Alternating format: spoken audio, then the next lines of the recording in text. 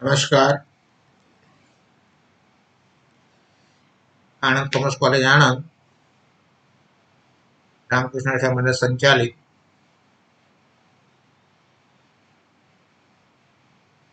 ટીવાય BCom Gujarati medium 2020નું COVID-19 ને અસર પામતું વર્ષ હોવાથી યુનિવર્સિટી અને સરકારે ઓનલાઈન અભ્યાસક્રમ ચલાવવાની હોવાથી આજે માયસેલ્ફ પીએન ચૌધરી ટીવાય બીકોમ અર્થશાસ્ત્ર 5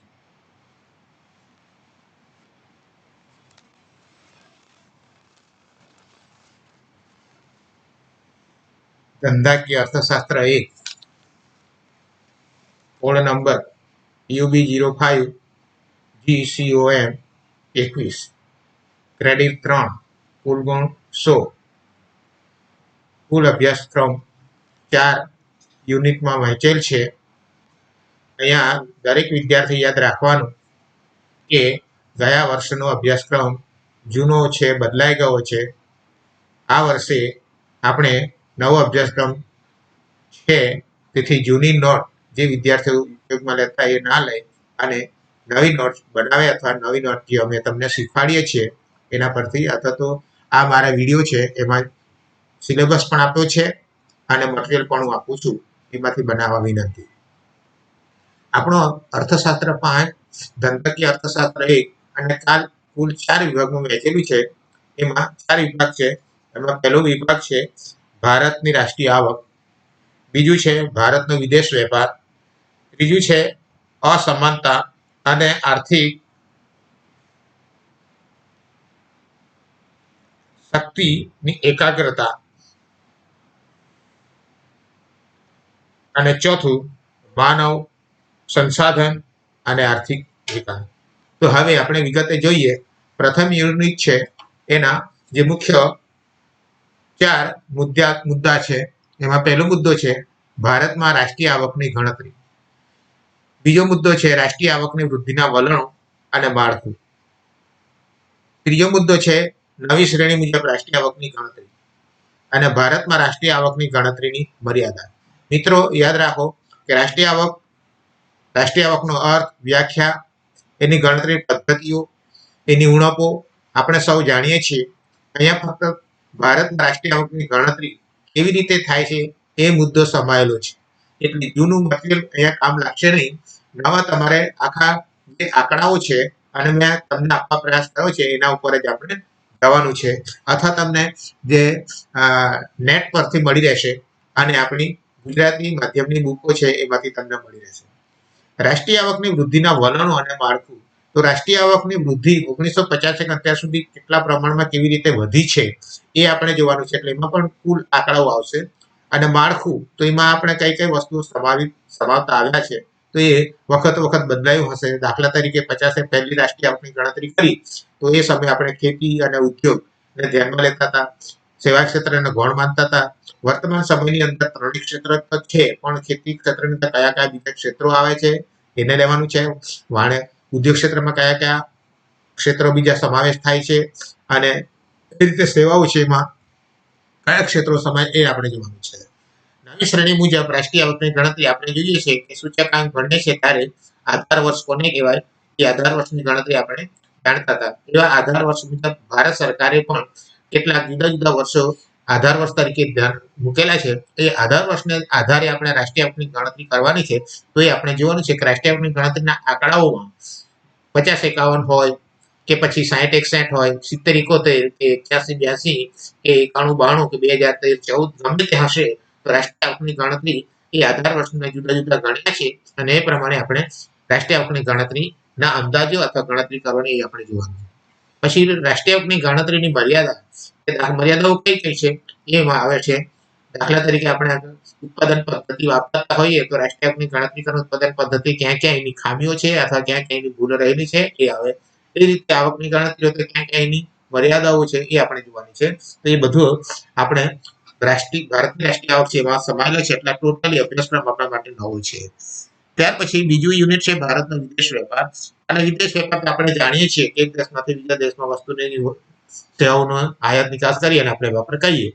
તો અહીંયા વિદેશ વેપાર છે તો એ આપણે જોઈશું. તો અહીંયા ભારતમાન અથવા ભારતનો વિદેશ વેપાર છે એટલે ભારત વિકાસમાન દેશ આપણે સૌ જાણીએ છીએ. વિકાસમાન અર્થતંત્રમાં વિદેશ વેપારનું મહત્વ. બીજું છે વિદેશ વેપાર બાદની નવી વિદેશ નીતિ. ભારતમાં વિદેશ વેપારનું બંધારણ, ભારતના વિદેશ વેપારની દિશા. ટૂંકમાં એક ભારતનો વિદેશ વેપાર છે એ આપણે ટોટલ સમાઈ લીધું છે.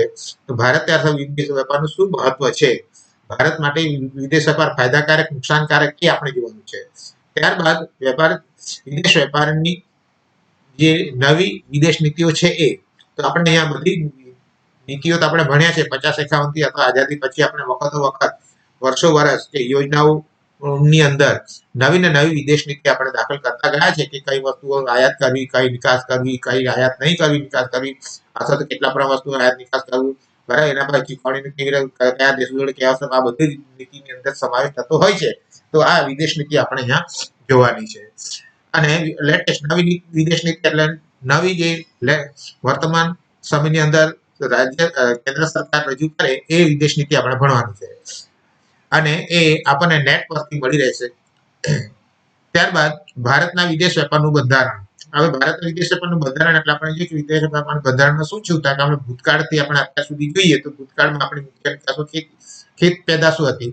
આજે પણ ખેત પેદાશો છે પણ જોડે ખેત પેદાશો જોડે આપણે તૈયાર વસ્તુ મોકલીએ છે એટલે કે ઔદ્યોગિક વસ્તુઓ પણ વિદેશ નિકાસ કરીએ છીએ. એટલે અહીંયા વિદેશ વેપારમાં કયા પ્રકારના કઈ વસ્તુ વિદેશમાંથી નિકાસ કરીએ છીએ, વિદેશમાંથી આયાત કરીએ છીએ, એ વસ્તુઓ સમાવવાનો છે એ વિદેશ વેપારના બંધારણમાં આવશે. ત્યારબાદ ભારતના વિદેશ વેપારની દિશા એ મહત્વનો મુદ્દો છે કે દાખલા તરીકે ભારતના વિદેશ વેપાર એટલે વિશ્વમાં કયા કયા દેશો જોડે આપણે આયાત નિકાસથી જોડાયેલા છે અથવા કયા કયા દેશો જોડે આપણે વેપાર કરીએ છીએ એ બાબત આ મુદ્દામાં આવેલી છે. ભૂતકાળમાં આપણા મોટા પ્રમાણમાં જે દેશો હતા પશ્ચિમના દેશો હતા એમની જોડે આપણે આયાત અને નિકાસો કરતા હતા. હવે આપણે દુનિયાના બધા તમામ પ્રકારના અથવા તો ચોપે જે દેશો છે એમની જોડે આપણે આયાત અને નિકાસથી જોડાયેલા છે. એટલે કે વિકસિત દેશો હોય, વિકાસ પામતા દેશો હોય, પછાત દેશો હોય, મોટા દેશો હોય કે નાના દેશો હોય, બધા દેશોની અંદર આપણે વસ્તુની આયાત નિકાસ કરીએ છીએ અને એ વેપારની દિશાની અંદર આપણે જોઈશું. તો આ રીતે આ મુદ્દો અહીંયા સમાયેલો છે. બીજામાં ત્રીજું યુનિટ છે અસમાનતા અને આર્થિક એકાગ્રતા. આર્થિક શક્તિ એકાગ્રતા એકદમ નવો મુદ્દો છે અને વર્તમાન સમયની અંદર લાગુ પડે એમ છે કે અસમાનતા અને આર્થિક શક્તિ એકાગ્રતા. હવે આપણે જોઈએ કે અસમાનતા એટલે શું.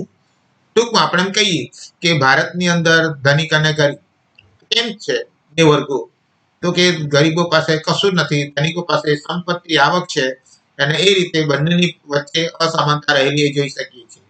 એ જ રીતે આપણે પ્રાદેશિક અસમાનતા, કેટલાક પ્રદેશો વિકસિત થયા છે કેટલોક નથી થયા, તો આ પ્રમાણે જે અસમાનતા છે એનો જે ખ્યાલ આપણે લીધો છે. અને આર્થિક શક્તિ એકાગ્રતા એટલે કે 50 સેકન્ડ અત્યાર સુધી ભારતે જે કંઈક આર્થિક શક્તિ વધારી છે અથવા આર્થિક શક્તિમાં વધારો કર્યો છે અને એ આર્થિક શક્તિમાં વધારો કરવા માટે સરકાર શું વિચારે છે એ મુદ્દાને આપણે ભાર આપ્યો છે એને લીધે આ લીધું છે. તેમાં મુખ્ય 4 મુદ્દાઓ છે. ઇજારાની વૃદ્ધિ. હવે ઇજારાની વૃદ્ધિ ક્યારે શક્ય બને ક્યારે નહીં બને. આપણે જોયું છે કે આપણી ઔદ્યોગિક નીતિ છે 1973 ની અંદર જે ઔદ્યોગિક નીતિ ભારત સરકારે અમલમાં મૂકી અને એ ઔદ્યોગિક નીતિને પરિણામ રૂપે મોટા ઉદ્યોગો અસ્તિત્વમાં આવ્યા અને મોટા ઉદ્યોગો અસ્તિત્વમાં આવવાથી જે આર્થિક સત્તાનું કેન્દ્રીકરણ થયું. આર્થિક સત્તાનું કેન્દ્રીકરણ થતા એ ઇજારાશાહી સ્થાપવાનું શરૂ કર્યું અને એ રીતે ઇજારાશાહી પરિસ્થિતિનું નિર્માણ થયું. એ 1973 જે ઔદ્યોગિક નીતિ છે એના પરિણામ રૂપે આપણને જોવા મળે છે. અને ભારતમાં આર્થિક શક્તિની એકાગ્રતા એટલે કે દેશમાં આર્થિક સમૃદ્ધિ વધે કેવી રીતે વધે, એમાં શું કરીએ તો વધારો થઈ શકે એ બાબતે કેટલા પ્રમાણમાં આપણે મહત્વ આપવું જોઈએ તો એ બાબતો એની અંદર રહેલી છે. તો એ આપણે અહીંયા ભણવાનું છે. ત્યાર પછી વૃદ્ધિ અને અસમાનતા. વૃદ્ધિ અસમાનતા બે બાજુ છે. વૃદ્ધિ શેમાં થાય છે, શેમાં નથી થતી, અને અસમાનતા ક્યાં થાય, ક્યાં નથી થતી. તો એ બંને બાબતો છે, વૃદ્ધિ અને અસમાનતા. એનો જ આપણે ખ્યાલ સમજવાનો છે. ત્યારબાદ ભારતના મધ્યમ વર્ગમાં વૃદ્ધિ. આપણે જોઈએ કે ભારતની જે વસ્તી છે એની અંદર 3 ભાગ છે. એક ધનિક છે, બીજો મધ્યમ છે અને ત્રીજો ગરીબ છે. તો મધ્યમ વર્ગ જે છે એ ઉપર પણ નથી અને ગરીબમાં પણ નથી. એટલે કે ધનિક પણ નથી અને ગરીબ પણ નથી. અને બંનેની વચ્ચે અથવા તો બંનેના જે લક્ષણો ધરાવતો જે વર્ગ છે એ મધ્યમ વર્ગ છે. એમાં દિવસે ને દિવસે વધારો થઈ રહ્યો છે. તો વધારો થવાના કારણો કયા છે અને કેમ વધારો થઈ રહી છે, તો એ આપણે એને નિર્ણય લીધો છે. અને છેલ્લો એમાં મુદ્દો છે ભારતીય બહુરાષ્ટ્રીય કંપની, એકીકરણ અને સિદ્ધિઓ. હવે આપણે જોઈશું કે આપણે બહુરાષ્ટ્રીય કંપનીઓને લગભગ અત્યારે આપણે મહત્વ આપી રહ્યા છીએ, અને એને લીધે બહુરાષ્ટ્રીય કંપનીઓ ઘણી બધી આપણા અર્થતંત્રમાં પગ પેસારો કરે છે. તો એ જે બહુરાષ્ટ્રીય કંપનીઓ જે છે એ આપણે ત્યાં આવે છે, વસ્તુ ઉત્પન્ન કરી, વેચાણ કરી અને એ એમના વિસ્તારે કરે છે. તો એ બહુરાષ્ટ્રીય કંપની એટલે શું, એનું એકીકરણ અને એની સિદ્ધિઓ કઈ કઈ છે એ આપણે અહીંયા ભણવાની. અને ત્યાર પછી છેલ્લું ચોથું યુનિટ છે, એ ચોથું યુનિટ છે માનવ સંસાધન અને આર્થિક વિકાસ. હવે અહીંયા માનવ સંસાધન તો તમારા ધંધાકીય સંચાલન, એમાં માનવ સંસાધન આવી જાય છે, એટલે તમે બધા જાણતા હશો. આર્થિક વિકાસ, તો આર્થિક વિકાસ એટલે શું એ પણ એક અર્થશાસ્ત્રમાં તમે ભણ્યા જ હશો. એટલે આ બંનેને લીધે છે કે માનવ સંસાધન અને આર્થિક વિકાસ. હવે એમાં માનવ સંસાધન માટેના મુખ્ય મુદ્દાઓ છે. તો ભારતમાં વસ્તીનું કદ અને વૃદ્ધિ. આ મહત્વનો મુદ્દો છે કે ભારતમાં વસ્તીનું કદ શું છે, કેટલું છે, કેવું છે, વધે છે, ઘટે છે, તો એ આપણે અહીંયા શીખવાનું છે. અને વૃદ્ધિ, તો વસ્તીના કદમાં વૃદ્ધિ કેવી રીતે થાય છે, વૃદ્ધિ કરનારા પરિબળો કયા છે, તો એ આપણે વિગતે ભણવાના છે. તો એ બાબત આપણે મૂકી છે. ત્યારબાદ એમાં બીજો મુદ્દો છે ભારતમાં શહેરીકરણ અને આર્થિક વૃદ્ધિ. હવે શહેરીકરણ એટલે શું, કારણ કે આજે તમે જુઓ કે જ્યાં જ્યાં ઔદ્યોગિકરણ થયું છે ત્યાં ત્યાં શહેરીકરણ થયું છે. અને શહેરીકરણ થવાથી કયા કયા પ્રશ્નો અને કયા કયા ફાયદાઓ એ આપણે જોવાના છે. આર્થિક વૃદ્ધિ, શહેરીકરણ થવાથી આર્થિક વૃદ્ધિ તો થાય છે, આર્થિક આબાદી તો થાય છે, કેટલા પ્રમાણમાં થાય છે અને કેવી રીતે થાય છે, તો એનો પણ અભ્યાસ આપણે શહેરીકરણ જોડે લઈ લીધો છે. ત્યાર પછી એમાં છે વસ્તીની ગુણવત્તા. તો વસ્તીની ગુણવત્તા એટલે શું, વસ્તી ક્યારે વધુ ગુણવત્તા સભર હોય અથવા વધુ સુખ સંપન્ન હોય. કારણ કે અહીંયા છે આપણે વસ્તી જેમ વધતી જાય છે તેમ વસ્તીની ગુણવત્તા એ અતિ મહત્વ. જે વસ્તી નબાયેલી હશે, માયકાંગલી હશે, તો એ આપણને રાષ્ટ્રના ઉત્પાદનમાં ફાળો ન આપે. તેથી વસ્તીની ગુણવત્તા અતિ મહત્વની છે. અહીંયા આપણે એનું આયુષ્ય, શિક્ષણ અને તંદુરસ્તી આના ઉપર ભાર આપીશું તો વસ્તીની ગુણવત્તા શું છે એ આપણને ખ્યાલ આવી જશે. અને છેલ્લે ભારતમાં માનવ વિકાસની પ્રગતિ. હવે 1950 અત્યાર સુધી ભારત સરકાર માનવ વિકાસ માટે ઘણી બધી સવલતો, સેવાઓ ઉપલબ્ધ બનાવી છે. તેમ છતાં ભારતમાં આજે પણ આપણે જોઈએ છીએ કે બીજી રીતે માનવ વિકાસ રૂંધાય છે. પણ તેમ છતાં જોઈશું કે 50 અત્યાર સુધી માનવ વિકાસ માટે જે સરકાર દ્વારા ભરાયેલા જે પગલાઓ છે, થયેલી જે પ્રગતિ છે, તો એનો આપણે એની અંદર સમાવિષ્ટ કરીશું. આમ ઉપર મુજબ 4 મુદ્દાઓ આપણે બનાવ્યા છે. નવો સિલેબસ છે અને દરેક મુદ્દાનું જે માર્ક ભાર છે 25% છે. તો હવે આપણે આગળ પ્રકરણ શરૂ કરીશું. યુનિટ 1, ભારતની રાષ્ટ્રીય આવક. હવે ભારતની રાષ્ટ્રીય આવક એટલે શું એ તો આપણે સહજ રીતે સમજીએ તો છીએ કે રાષ્ટ્રીય આવક કોને કહેવાય, કોને નહીં કહેવાય, એ પણ આપણે સમજીએ છીએ. તો હવે અહીંયા આપણે જોઈશું કે ભારતની રાષ્ટ્રીય આવક છે. એમાં પહેલો મુદ્દો છે ભારતમાં રાષ્ટ્રીય આવકની ગણતરી. તો રાષ્ટ્રીય આવકની ગણતરી કેવી રીતે થાય એની આપણે જુદી જુદી મેથડ ભણ્યા છે. અહીંયા એક પહેલા છે કે આઝાદી પહેલા રાષ્ટ્રીય આવકની ગણતરી. કે બ્રિટિશ સરકાર જ્યારે આપણે ત્યાં હતી તો એ બ્રિટિશ સરકારના સમયે આપણે રાષ્ટ્રીય આવકની ગણતરી કેવી રીતે કરી હતી, એની ટકાવારી, એના આંકડાઓ જે ઉપલબ્ધ છે એ આપણે એમાં જોવાના છે. ત્યારબાદ આઝાદી પછીની રાષ્ટ્રીય આવકની ગણતરી, કે આઝાદી મળ્યા પછી આપણે જે રાષ્ટ્રીય આવકની ગણતરી કરેલી છે, જે ઉત્પાદન હોય કે આવકની હોય કે વપરાશની હોય, આ બધી પદ્ધતિઓ દ્વારા રાષ્ટ્રીય આવકની ગણતરી કરી અને એનું જે મૂલ્યાંકન કરેલું છે એ બાબત આપણે જોઈશું. અને ત્રીજો મુદ્દો છે રાષ્ટ્રીય આવક સમિતિ અને કેન્દ્રીય સંગઠન, ઓર્ગેનાઇઝેશન એટલે કે કેન્દ્રીય આંકડા સંગઠન, રાષ્ટ્રીય આવકની સમિતિ અને કેન્દ્રીય આંકડા સંગઠન. વખતો વખત આપણે જોઈએ છે કે જ્યારે પણ કોઈ પણ આંકડો આપણે જોતા હોઈશું તો તે સમયે CSO લખેલું હોય છે, એટલે કે સેન્ટ્રલ સ્ટેટિસ્ટિકલ ઓર્ગેનાઇઝેશન, કેન્દ્રીય આંકડા સંગઠન. અને બીજી રાષ્ટ્રીય આવકની ગણતરીમાં હોય તો રાષ્ટ્રીય આવકની સમિતિ. બરાબર. જ્યારે જ્યારે રાષ્ટ્રીય આવકની ગણતરી થાય છે ત્યારે સરકાર એક સમિતિ બનાવે છે અને એ કમિટી બનાવ્યા પછી રાષ્ટ્રીય આવકની ગણતરી શરૂ કરે છે. તો એ રાષ્ટ્રીય આવકની ગણતરી આપણે જોઈશું.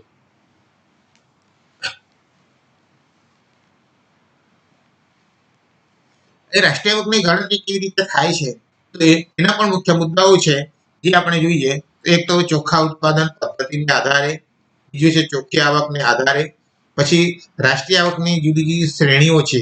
અહીંયા 1960-61 મેં તમને આપી છે અને એ બધી શ્રેણીઓ છે. તો એમને ધ્યાનમાં રાખી અને રાષ્ટ્રીય આવકની ગણતરી કરવા પ્રયાસ કરવો છે. કેન્દ્રીય સંગઠને જે પુનઃ નિયુક્ત કરેલ રાષ્ટ્રીય આવકની શ્રેણી 1999 અને 2000 ના આધાર વર્ષની સાથે રાષ્ટ્રીય આવકની ગણતરી કરી છે. એ મુદ્દાનો આપણે સમજ્યા છે. હવે રાષ્ટ્રીય આવકની ગણતરી એ રાષ્ટ્રીય આવકની સમિતિ મુજબ રાષ્ટ્રીય આવકની ગણતરી ચીજ વસ્તુ અને સેવાઓને આધારે આપેલ સમય દરમિયાન કોઈ પણ ભૂલ વિના કરવી, આ માપદંડને આધારે રાષ્ટ્રીય આવકની ગણતરી થતી. અર્થતંત્રમાં કુલ ચીજ વસ્તુ અને સેવાઓનો પ્રવાહ એ રાષ્ટ્રીય આવકમાં ગણવામાં આવતો. રાષ્ટ્રીય આવક એ પ્રવાહ છે, જથ્થો નથી, જે ચોક્કસ સમય દરમિયાન દેશની ભૌતિક સંપત્તિમાંથી વસ્તુ કે સેવાને આધારે સતત વહેતું રહે છે. આ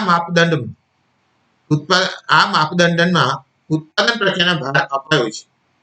માનવીની જરૂરી સેવા કે વસ્તુઓને કુલ ઉત્પાદન ને રાષ્ટ્રીય આવકની ગણતરી કરવામાં આવે છે. તો રાષ્ટ્રીય આવકની ગણતરી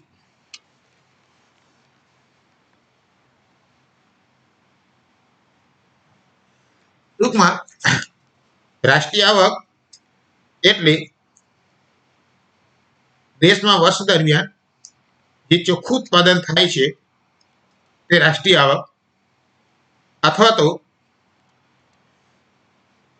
ફિશર છે એમણે કીધું છે કે લોકો વર્ષ દરમિયાન જે વપરાશ કરે છે તે રાષ્ટ્રીય આવક છે. હિક્સે પણ જણાવ્યું છે કે સર્વ સ્વીકાર્ય નાણાંના માપદંડથી વસ્તુ કે સેવાઓના સમૂહને રાષ્ટ્રીય આવક ગણે છે. આમ રાષ્ટ્રીય આવક એ શું છે તો ટૂંકમાં એમ કહી શકાય કે રાષ્ટ્રીય આવક વર્ષ દરમિયાન અર્થતંત્રમાં અનાજ, કાપડ, સિમેન્ટ, યંત્રો, બેન્કિંગ સેવાઓ વગેરેનું ઉત્પાદન કરે છે અને આ વસ્તુઓનું બજાર મૂલ્ય અથવા તો બજાર ભાવે ગુણવામાં આવે તો રાષ્ટ્રીય આવક મળે છે. આમ રાષ્ટ્રીય આવકને આપણે સમજી શકીએ. હવે જુદા જુદા અર્થશાસ્ત્રીઓએ આઝાદી પહેલાના સમયે રાષ્ટ્રીય આવકની ગણતરી કરી હતી અને આઝાદી પહેલા આપણા અર્થતંત્રમાં બ્રિટિશ શાસન હતું, એટલે કે અંગ્રેજ લોકો આપણા અર્થતંત્રમાં શાસન કરતા હતા અને એ સમયે રાષ્ટ્રીય આવકની ગણતરી થયેલી અને એ ગણતરીમાં આપણે તેના વિદ્વાનો જેવા કે દાદાભાઈ નવરોજી 1868માં એમણે ગણતરી કરી હતી. વિલિયમ દિગ્બાએ 1899, રિન્ડલે સિરાજ એમણે 3 વખત 1911, 1922, 1931, શાહ અને ખંભાતા એમણે 1921માં અને ડોક્ટર વી.કે. આર.વી. રાવ એમણે 1925 થી 29 અને 1931 થી 32 તથા આર.સી. દેસાઈએ 1931 થી 1940 સુધી રાષ્ટ્રીય આવકની ગણતરી કરવા માટે એમનો બહોળો ફાળો છે અને એમણે અંદાજો તૈયાર કરવામાં મહત્વનું બલિદાન આપ્યું હતું. તે સમયે દાદાભાઈ નવરોજી, શાહ અને ખંભાતા, પિંગલે સિરાજ, વડિયા અને જોશી જેવા પ્રખર અર્થશાસ્ત્રીઓએ ખેતી ક્ષેત્રના કુલ ઉત્પાદનને આધારે રાષ્ટ્રીય આવકની ગણતરી અથવા અંદાજો તૈયાર કર્યા હતા. બિન ખેતી ક્ષેત્રને આવકને આધારે અંદાજો તૈયાર કર્યા હતા. આ અંદાજો ખામી ભરેલા, આત્મલક્ષી અથવા મનમરજી મુજબ તૈયાર કરેલા હતા. કોઈ વૈજ્ઞાનિક આધાર વિના કે ચોક્કસ પુરાવા વગર તૈયાર કરવામાં આવ્યા હતા. ડોક્ટર વી.કે. આર.વી. રાવ રાષ્ટ્રીય આવકના પદ્ધતિને આધારે કે ઉત્પાદનને આધારે સર્વે કરી અંદાજો તૈયાર કર્યા હતા. ભારતીય અર્થતંત્રને એ સમયે 2 વિભાગમાં વહેંચ્યું હતું. એક તો ખેતી ક્ષેત્ર, જેમાં ખેતી, ખાણ, જંગલો, મત્સ્ય ક્ષેત્ર, શિકાર વગેરેને ઉત્પાદન પદ્ધતિને આધારે અંદાજો તૈયાર કર્યા હતા. તે જ પ્રમાણે બીજું ક્ષેત્ર જે છે તેને ઉદ્યોગ ક્ષેત્ર, જેમાં ઉદ્યોગો, વેપાર, વાહન વ્યવહાર, જાહેર સેવાઓ, સનદી સેવાઓ, વ્યવસાયિક, કલા અને ઘરગથ્થુ સેવાઓનો સમાવેશ કરવામાં આવ્યો હતો. આ બંને વિભાગોના એક પેટા વિભાગ તરીકે મકાન કે અન્ય વ્યક્તિગત સંપત્તિ વગેરેને આવકને આધારે, એટલે કે સ્થાવર જંગમ જે મિલકતો છે એમની આવકને આધારે ગણતરી કરી હતી. આમ આઝાદી પહેલા અને આઝાદીના સમયે રાષ્ટ્રીય આવકની ગણતરી કરવામાં આવી.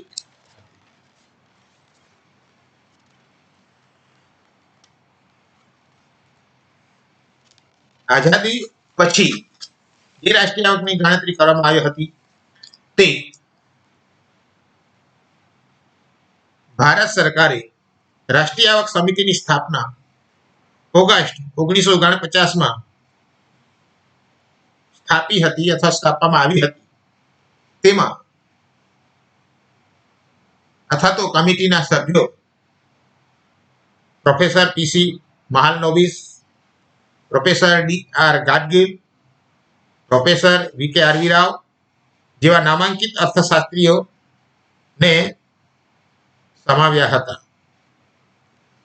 એમણે જે રાષ્ટ્રીય આવકની ગણતરી કરી હતી અને અહેવાલ 1954માં રજૂ કરવામાં આવ્યો હતો, તેના મુખ્ય મુદ્દાઓ આ પ્રમાણે હતા કે 1950-51ના સમયે ખેતી ક્ષેત્રમાં, પશુપાલન, વન્ય ક્ષેત્ર,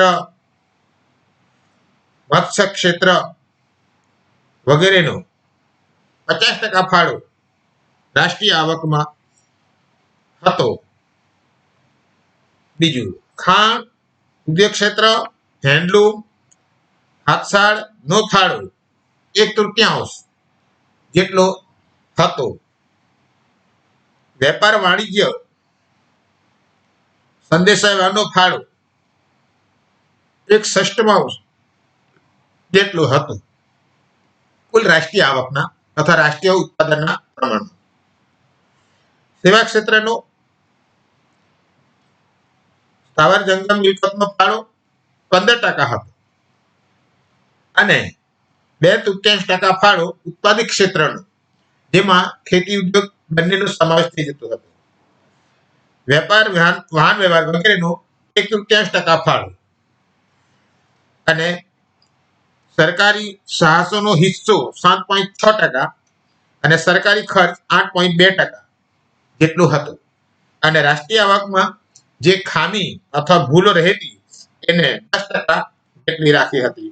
અને તે મુજબ રાષ્ટ્રીય આવકની ગણતરી આઝાદી પછી કરવામાં આવી હતી. અહીં રાષ્ટ્રીય આવક અને માથાદીઠ આવકનો કોઠો આપ્યો છે. આપણે જોઈશું તો અહીંયા વર્ષ આપેલું છે, પછી જીએનપી એટલે કુલ રાષ્ટ્રીય ઉત્પાદન આપ્યું છે, ચોખ્ખી રાષ્ટ્રીય પેદાશ કરોડ રૂપિયામાં, માથાદીઠ આવક કુલ અને ચોખ્ખી કરોડ રૂપિયામાં, રૂપિયામાં. હવે અહીંયા 1950-51 છે, તો એમાં કુલ ઉત્પાદન જે છે એ 9,136 કરોડ રૂપિયા અને એનો બજાર ભાવ જે છે એ બજાર ભાવ 8,812 કરોડ રૂપિયા. હવે માથાદીઠ આવક તે સમયે આપણે જોઈએ તો માથાદીઠ આવક આપણે જોઈએ છે કે કુલ રાષ્ટ્રીય ઉત્પાદન ભાગ્યા વસ્તી, એટલે આપણને માથાદીઠ ઉત્પાદન મળી જાય તો 254.6 રૂપિયા અને ચોખ્ખું છે 245.5 રૂપિયા.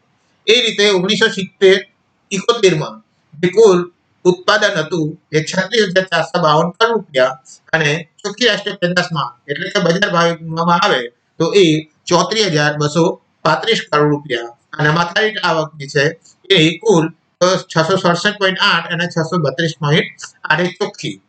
એ રીતે 1970-71 ની અંદર 1,13,882 કુલ ઉત્પાદન કરોડ રૂપિયામાં અને જે કુલ ચોખ્ખું ઉત્પાદન છે 1,05,834 કરોડ રૂપિયા અને માથાદીઠ આવક એ 6,677.2 રૂપિયા અને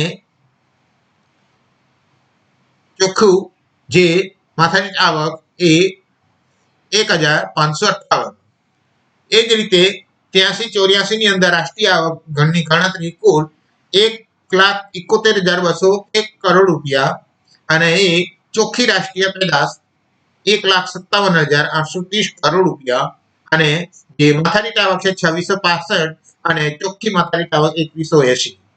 એ જ રીતે 1984-85 ની અંદરના આંકડા છે 1,88,459 કરોડ રૂપિયા અને ચોખ્ખી રાષ્ટ્રીય પેદાશ છે એ 1,73,207 કરોડ રૂપિયા અને માથાદીઠ આવક જે છે એ 2,550 એટલે કે 2,500 રૂપિયા અને ચોખ્ખી માથાદીઠ 2,344 રૂપિયા.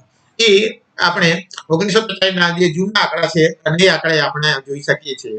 આંકડાની અંદર આપણે જોઈએ છે કે જેમ જેમ દાયકાઓ પૂરા થતા જાય છે એટલે કે 50, 51, 70, 71 એ પ્રમાણે રાષ્ટ્રીય આવકમાં સતત વધારો થતો જોવા મળ્યો છે અને એ સાથે સાથે જે ચોખ્ખી રાષ્ટ્રીય પેદાશ છે એમાં પણ વૃદ્ધિ થતી જોવા મળે છે. માથાદીઠ કુલ આવક છે એ પણ સતત વધતી ગઈ છે, ઘટાડો ક્યાંય આપણને જોવા મળ્યો નથી અને ચોખ્ખું જે ઉત્પાદન રાષ્ટ્રીય માથાદીઠ આવક જે છે એ પણ વધતી ગઈ છે. એ કોઠા પરથી આપણે જોઈ શકીએ છીએ કે ખરેખર આપણા દેશની અંદર 1950-51 પછી જે કંઈક આપણે દેશના વિકાસમાં મહેનત તથા પ્રયાસો કર્યા છે એના પરિપાક રૂપે આપણું રાષ્ટ્રીય ઉત્પાદન વધ્યું, રાષ્ટ્રીય આવક વધી, માથાદીઠ આવક વધી, ચોખ્ખી માથાદીઠ આવક વધી, જે દેશના પ્રગતિ માટે, દેશના વિકાસ માટે મહત્વની છે. એ જ રીતે રાષ્ટ્રીય આવક જે છે એની એક કોઠાને એ સમયે જે આપેલી છે એમાં ફક્ત શ્રેણી બદલાય છે અને શ્રેણી બદલાઈ ગઈ છે એની અંદર 1970-71 ના ભાવે રાષ્ટ્રીય આવકની ગણતરી આપણે કરી છે.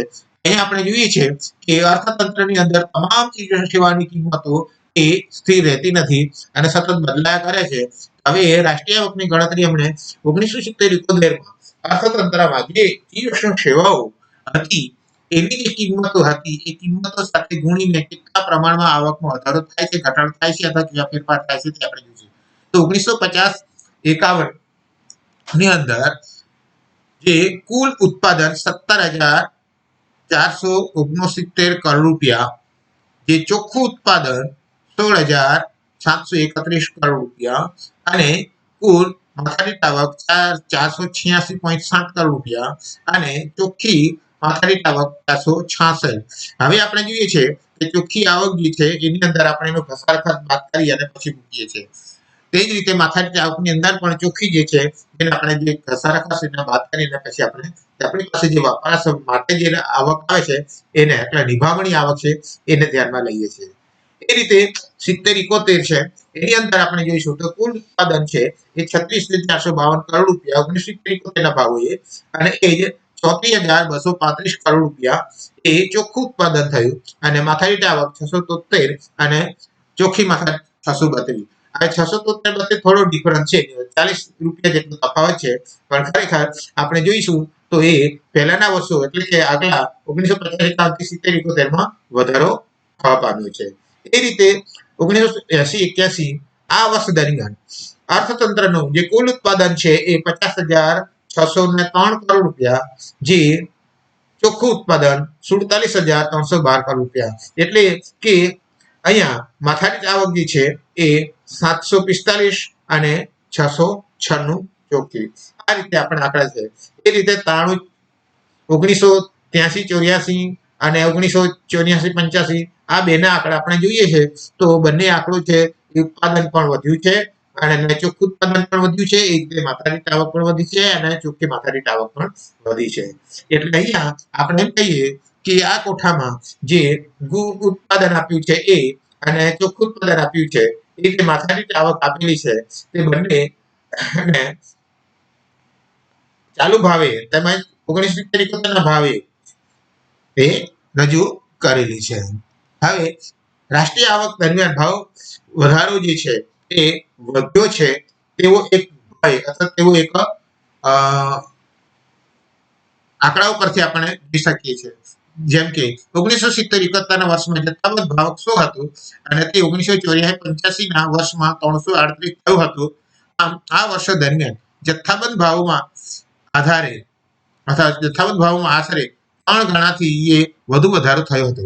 પરિણામે અર્થતંત્રમાં વાસ્તવિક ઉત્પાદન ન વધ્યું હોય તો પણ તે સમય દરમિયાન ચાલુ ભાવે રાષ્ટ્રીય આવકમાં ઓછામાં ઓછો 3 ગણો વધારો થશે અથવા થયો હતો. 1971 ના ચોખ્ખી રાષ્ટ્રીય પેદાશ ચાલુ ભાવે 34,235 કરોડ હતી. તે વધીને 1984-85 માં 1,73,207 કરોડ રૂપિયા થઈ હતી. અર્થાત તેમાં 1,38,972 કરોડનો વધારો થયો હતો. પરંતુ સ્થિર ભાવોએ જોતા તેટલો વધારો રૂપિયા 57,014 કરોડ રૂપિયા એટલે કે 34,225 કરોડ રૂપિયા બરાબર 22,759 કરોડ એટલે કે 1.67 ગણો જ વધારો છે. આ હકીકત માથાદીઠ આવકને પણ લાગુ પાડી શકાય. આ સમય દરમિયાન થયેલા વસ્તી વધારાને લીધે માથાદીઠ આવકનો વધારો રાષ્ટ્રીય આવકના વધારાની તુલનામાં મંદ જોવા મળે છે. આમ રાષ્ટ્રીય આવક જે છે એ રાષ્ટ્રીય આવકની ગણતરી મહત્વની પુરવાર થાય છે એ કોટા પરથી આપણે જોઈ શકીએ છીએ. હવે જોઈશું આપણે કે રાષ્ટ્રીય આવક તો રાષ્ટ્રીય આવક એ સંપત્તિમાંથી વહેતો પ્રવાહ છે. ચીજ અને સેવાનું ઉત્પાદનનું જે નાણાકીય મૂલ્ય છે એ જે કુલ ઉત્પાદન છે અને તેમાંથી જે ઘસારા ખાત બાદ કરવાથી આપણને ચોખ્ખું રાષ્ટ્રીય ઉત્પાદન મળે છે અને જે કુલ રાષ્ટ્રીય ઉત્પાદન છે એમાં વિદેશી કમાણી ઉમેરવાથી અને વિદેશી સાધનો દેશમાંથી કમાણીને બાદ કરવાથી આપણને ગ્રોસ એટલે કે કુલ કાચું ઉત્પાદન મળે છે. એ જ રીતે રાષ્ટ્રીય આવકની ગણતરી કરવાની 3 રીતો છે. એમાં આવકની રીત, ખર્ચની રીત અને ઉત્પાદનની રીત. એ ત્રણેય બાજુ એક સિક્કાની 3 બાજુ ધરાવતી બાજુઓ કહેવામાં આવે છે. કારણ કે 3 પદ્ધતિનો આપણે રાષ્ટ્રીય આવકની ગણતરી કરીએ છીએ ત્યારે એને ઉપયોગમાં લઈએ છીએ. ચાલુ બજાર ભાવે રાષ્ટ્રીય આવકની ગણતરી કરવાની હોવાથી જે નાણાકીય જે આવક પ્રાપ્ત થાય છે તેને નાણાકીય આવક કહેવામાં આવે છે. સ્થિર બજાર ભાવે રાષ્ટ્રીય આવકની ગણતરી કરવાથી જે આવક પ્રાપ્ત થાય તેને વાસ્તવિક આવક કહેવામાં આવે છે. એટલે કે રાષ્ટ્રીય વાસ્તવિક આવક અને નાણાકીય આવક એ બંનેને આપણે ભેદ પાડી શકીએ. રાષ્ટ્રીય અને માથાદીઠ આવકના વલણો વાસ્તવિક આવકના આંકડા ને ધ્યાનમાં રાખીએ તો વાસ્તવિકતાનો ખ્યાલ આવે. દેશની રાષ્ટ્રીય આવક એ દેશની વસ્તી વડે ભાગમાંથી માથાદીઠ આવક મળે છે અને માથાદીઠ સરેરાશ આવક હોવાથી તેનો વહેંચણીનો ખ્યાલ મળતો નથી. તો અહીં એક દેશની આવકની અન્ય દેશની આવક સાથે તુલના કરવામાં આ ખ્યાલ મહત્વનો છે. સ્થિર ભાવે તપાસતા 50-51માં ભારતમાં જીએનપી 17,469 કરોડ હતી. તે વધીને 84-85માં ₹61,201 કરોડ થઈ. આ સમય દરમિયાન દેશની ચોખ્ખી માથાદીઠ આવક 466 પરથી વધીને 772 થઈ. આ સમયગાળા દરમિયાન રાષ્ટ્રીય આવક વાર્ષિક સરેરાશ 3.5% લેખે વધી, પરંતુ માથાદીઠ આવક 1.5% લેખે જ વધી. તેનું કારણ દેશમાં 2 થી 2.5% લેખે થઈ રહેલો વસ્તી વધારો છે. આમ રાષ્ટ્રીય આવક કેટલી મહત્વની છે એ આપણે જોઈ શકીએ. આ ઉપરાંત રાષ્ટ્રીય આવકની ગણતરી 1860 થી 1950 સુધી ગણવામાં આવી છે. એનો આંકડો આપણે અહીંયા ઉપલબ્ધ છે, તો એ પણ જોઈએ કે અહીંયા સમય આપેલો છે અને બીજી બાજુ રાષ્ટ્રીય આવકની વૃદ્ધિ આપેલી છે. તો 1860 થી 1950 સુધી રાષ્ટ્રીય આવકમાં જે વૃદ્ધિ થઈ છે કે એમાં વૃદ્ધિ નથી થઈ એ આંકડા પરથી આપણે જોઈ શકીએ છીએ. અહીંયા 1860 થી 1885 એટલે લગભગ 25 વર્ષનો સમયગાળો છે. તો આ સમય દરમિયાન આપણા દેશની રાષ્ટ્રીય આવક 1.1%ના દરે વધી હતી. એટલે હવે આપણે જોઈ શકીશું કે 1.1% એટલે આપણા દેશના સંદર્ભમાં કશું જ નહીં. એ પ્રમાણે આપણે રાષ્ટ્રીય આવકમાં વધારો થતો હતો. એ રીતે 1885 થી 1905 સુધી આપણા દેશની રાષ્ટ્રીય આવક છે એ વધી નથી, પણ નકારાત્મક છે, ઘટી છે, અને એ પણ -0.3% છે. એ બતાવે છે કે ખરેખર આગલા જે 25 વર્ષો કરતા પછીના જે 20 વર્ષો છે એ 20 વર્ષ આપણા માટે મુશ્કેલ ભર્યા છે, કારણ કે રાષ્ટ્રીય આવક એ નકારાત્મક છે. ત્યારબાદ 1905 થી 1925 અને 20 વર્ષ દરમિયાન ફરી રાષ્ટ્રીય આવકમાં વૃદ્ધિ થઈ છે, 1.3% છે, અને એક સારો સુધારો થયો કહેવાય છે. કદાચ અર્થતંત્રમાં થોડી જાગૃતતા આવી હોય, અર્થતંત્રના વિકાસમાં ભાર અપાયો હોય, ઔદ્યોગિકરણ થયું હોય, લોકોની જે દિશા શૈલી બદલાય હોય, ગમે તે, અથવા તો આખું કુદરતી પરિબળો આપણા અર્થતંત્રના ફેવરમાં ખેતી ક્ષેત્રે વિકાસ થયો હોય, એને પરિણામે રાષ્ટ્રીય આવકમાં વધારો થયો એ આપણે જોઈ શકીએ છીએ. એ 1925 થી 1950 દરમિયાન રાષ્ટ્રીય આવક એ -0.1%. હવે અહીંયા 25 વર્ષ દરમિયાન -0.1% એટલે આપણા અર્થતંત્રની અંદર રાષ્ટ્રીય ઉત્પાદન વધ્યું નથી એમ કહી શકાય, અથવા રાષ્ટ્રીય ઉત્પાદન વધ્યું નથી અથવા અર્થતંત્ર મંદીમાં છે એમ કહી શકાય. તેમ છતાં ઓવરઓલ આપણે જોઈએ કે 1860 થી 1945 સુધીના વર્ષો દરમિયાન સરેરાશ આર્થિક વૃદ્ધિ દર 0.5% છે. એટલે બ્રિટિશ શાસન દરમિયાન અથવા તો આઝાદી પહેલા આપણી જે રાષ્ટ્રીય આવક જે છે એ રાષ્ટ્રીય આવક ખૂબ જ નીચી અને મંદીજન્ય અથવા સ્થિરતાદાયી હતી. એમાં કોઈ પ્રગતિજન્ય ગત્યાત્મક દેખાતી નથી, અને એ રીતે આપણું અર્થતંત્ર એ આપણા ટકી રહ્યું હતું એ સમય દરમિયાન. એટલે એ આંકડા પરથી એટલું આપણને ફલિત થાય છે કે આપણે રાષ્ટ્રીય આવક આઝાદી પહેલાની કન્ડિશન ખૂબ જ ખરાબ હતી. આપણે રાષ્ટ્રીય આવકમાં વધારો કરવા આપણે કશું કઈ સજાગ થયા નહીં, એમ આપણે સાબિત કરી શકીએ. એ રીતે અહીંયા બીજું આપણે આપ્યું છે કે રાષ્ટ્રીય આવકનું જે કાચું ઉત્પાદન છે એ 1999-2000ની બજાર ભાવે ગણતરી કરેલી છે, અને આખું ટેબલ આપણી વચ્ચે ઉપસ્થિત છે અથવા તો છે. એમાં વર્ષ છે, પછી નવી શ્રેણી કે નવા આધાર વર્ષ સાથે રાષ્ટ્રીય આવકની ગણતરી કરવામાં આવી છે, અને બીજું જૂની જે આધાર વર્ષ છે એની જોડે પણ ગણતરી કરી અને એમાં કયા પ્રકારના ફેરફારો થયા છે ચકાસવા કોશિશ કરી છે, અને સાથે સાથે નવી શ્રેણી અને જૂની શ્રેણી પ્રમાણે રાષ્ટ્રીય આવકના વૃદ્ધિના દર પણ આપ્યા છે. તો હવે આપણે 1 by 1 જોઈએ, એક પછી જોઈએ તો ખ્યાલ આવશે કે રાષ્ટ્રીય આવક એ 1999 થી 2000 નવી શ્રેણી મુજબ, નવી શ્રેણી એટલે કે 1999-2000, અને બીજી જૂની શ્રેણી આપણે આપેલી છે 1993 અને 94. હવે આ 2 વર્ષોમાં રાષ્ટ્રીય આવક 1999-2000 કેટલી હતી? તો અહીંયા નવી સિરીઝ પ્રમાણે 17,92,292 કરોડ રૂપિયા, અને તે સિરીઝ નવી શ્રેણી અને વસ્તી 11,48,367 કરોડ રૂપિયા. હવે અહીંયા આપણે જોવાનું છે કે વર્ષ તેનું તેજ છે એટલે ઉત્પાદન તેનું તેજ છે, પણ આપણે જોઈએ છે રાષ્ટ્રીય આવક એટલે વસ્તુ અને સેવાઓનું ઉત્પાદનને બજાર ભાવે ગુણવાથી જે આવક મળે છે એને રાષ્ટ્રીય આવક આપણે કહીએ છીએ. તો હવે અહીંયા જે નવી શ્રેણી છે એ પ્રમાણે રાષ્ટ્રીય આવક ઊંચી છે અને જૂની શ્રેણી છે તે પ્રમાણે રાષ્ટ્રીય આવક નીચી છે. તો એ બતાવે છે કે અર્થતંત્રમાં જે 1993-94 થી 1999-2000 સુધી બજારમાં વસ્તુ અને સેવાઓની કિંમતોમાં મોટો વધારો થયો હોવો જોઈએ. જે આપણને 6 લાખને સમથિંગ વધારો તફાવત દેખાય છે એ ભાવ વધારાને પરિણામે હશે. સાથે વસ્તી જે છે એ વસ્તીનો કંટ્રોલ, કારણ કે આપણે 1971 થી વસ્તી નિયંત્રણ કાયદો અમલમાં મૂકી વસ્તીને નિયંત્રિત કરવા પ્રયાસ કરી રહ્યા છે.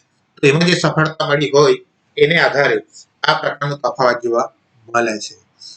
બીજું ટેકનોલોજી, તો એને પણ આપણે સ્વીકાર્યું છે, પરિણામે નવી ટેકનોલોજીથી આપણું જે પ્રોડક્શન ડબલ થવાનું અથવા વધવાને લીધે પણ રાષ્ટ્રીય આવકમાં ઉમેરો થયો હોય એમ કહી શકાય. ત્યાર પછી 2000 અને 2001 છે. એ સમયે જે રાષ્ટ્રીય આવક જે છે એ રાષ્ટ્રીય 18,70,387 કરોડ રૂપિયા.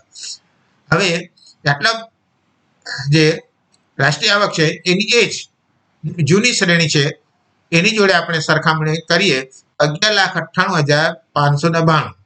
એટલે હવે આપણને એમ થાય કે નવી શ્રેણીની અંદર રાષ્ટ્રીય આવક વધુ છે, જૂની શ્રેણી મુજબ રાષ્ટ્રીય આવક ઓછી છે. અને અહીંયા જે ન્યૂ સિરીઝ અને ઓલ્ડ સિરીઝ જે અથવા તો નવી શ્રેણી અને જૂની શ્રેણી પ્રમાણે આપણે જે માથાદીઠ રાષ્ટ્રીય આવકનો વૃદ્ધિ દર આપ્યો છે તે સરખો છે, 4.4%. એ જ પ્રમાણે 2001 અને 2002 એમાં નવી શ્રેણી મુજબ રાષ્ટ્રીય આવક 19,78,555 કરોડ રૂપિયા, જે જૂની શ્રેણી પ્રમાણે 12,67,945.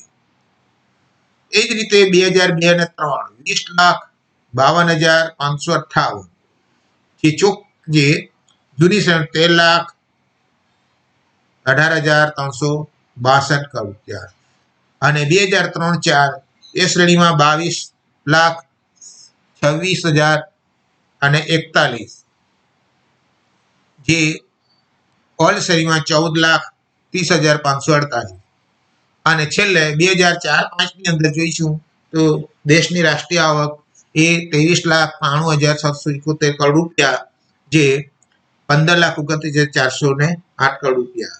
અને એ જ રીતે વૃદ્ધિ દર છે રાષ્ટ્રીય આવકનો એ નવી શ્રેણી મુજબ 4.4, 5.8, 3.8, 8.5, 7.5 આ રીતે શરૂઆતના 2 વર્ષો વધ્યો છે, પછી ઘટ્યો છે, એટલે 2002-3 ઘટ્યો છે અને ફરી પાછો વધ્યો છે, અને 2004-5 ફરી ઘટ્યો છે. એ પ્રમાણે જૂની શ્રેણી છે એ પ્રમાણે 4.4, 5.8, 4.0 અને 8.5 અને 6.9 આ બંને જે નવી અને જૂની ટકાવારીમાં નજીવો તફાવત છે, જ્યારે આંકડાકીય રીતે બંને વચ્ચે મોટો તફાવત જોવા મળે છે. આમ રાષ્ટ્રીય આવકની જે ગણતરી ભારતમાં થઈ રહી છે એ ગણતરી આ મોટા પરથી આપણે કહી શકીએ કે આ મુજબ રાષ્ટ્રીય આવકની ગણતરી કરી શકાય. આમ રાષ્ટ્રીય આવકની ગણતરી એ તમને અથવા તમારી સમક્ષ હું આ રીતે રજૂ કરી શકું.